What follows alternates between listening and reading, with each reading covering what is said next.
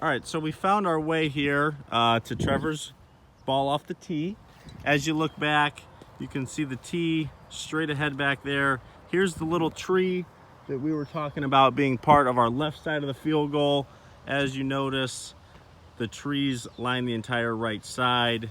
As we get into a fairly severe dog leg here, you can't really see it maybe from the video, but tee shot, ball comes straight here. Here's your line off the tee, and then slowly wraps its way up to the right. And there's the trees that we were talking about, lining ourselves up the right side.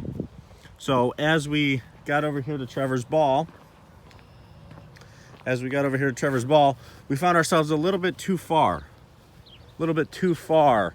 Because we didn't quite hit that window of opportunity.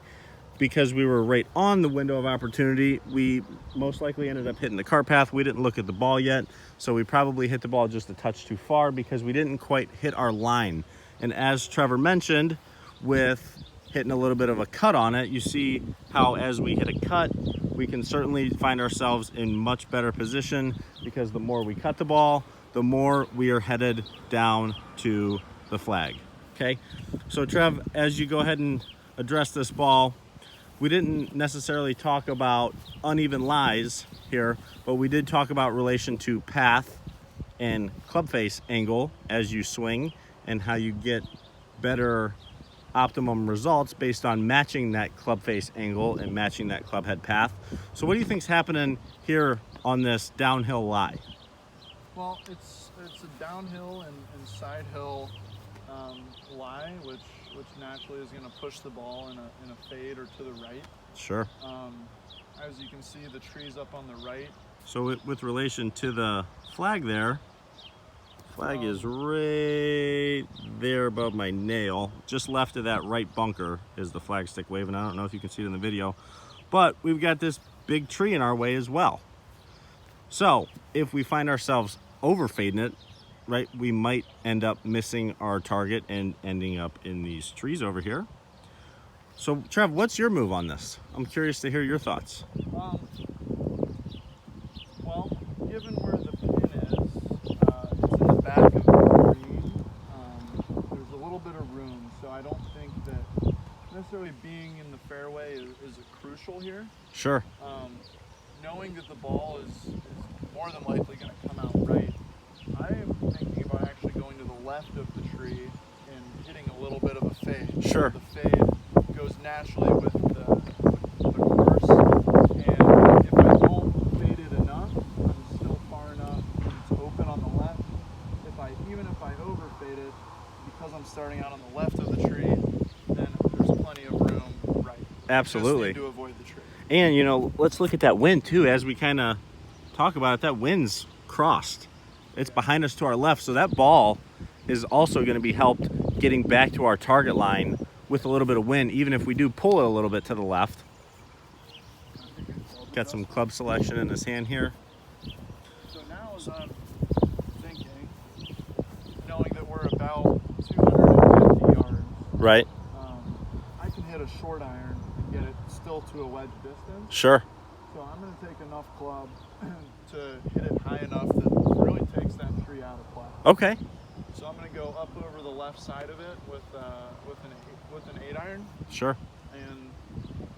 And you know, just as you walk your way through this shot and talk yourself through it, you know, the best part about, not even the best part, but the difference between being a good player and a great player is to be able to see this shot 6 different ways, right? You could take it left, you can cut it around the tree, you could take a wedge, you can go over the tree, you could take a punch shot and go under the tree.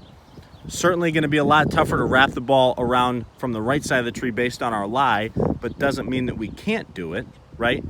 So, you know, most average players are going to look at this shot and they're going to say, I'm going to hit one shot. And as you see, Trevor's got 2 clubs out as he goes back to grab a 3rd club out, right? It's all about having opportunity, about how we get out of trouble, how we get ourselves in the best possible stance, setup, based on whatever club we're taking and whatever shot we're going to take.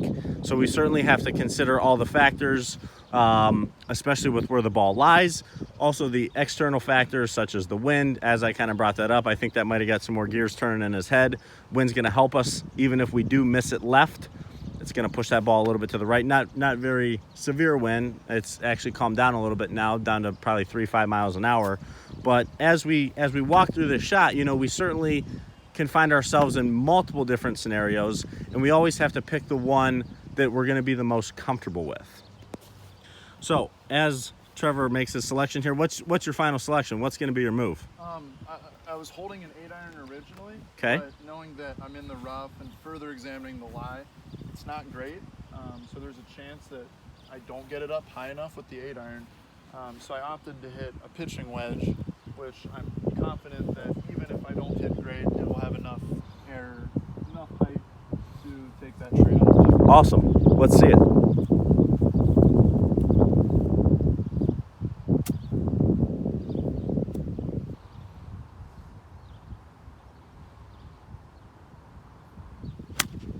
Oh, well done. Great swing. Right over the center of that tree with the wedge, barely cleared it. If he had anything else less than that, that ball was going straight in the center of that tree, and then Lord knows where it's kicking it. Again, you know, look how close we are to the out of bounds stake. Out of bounds stake right here. That ball takes a bad kick off that tree left. We're already hitting 4 on a par 5 that's reachable in 2. So certainly minimizing our chance of risk and maximizing our chance of success, making the best possible decision that we could based on the situation that we're given. All right, we're gonna go up here and head to the green.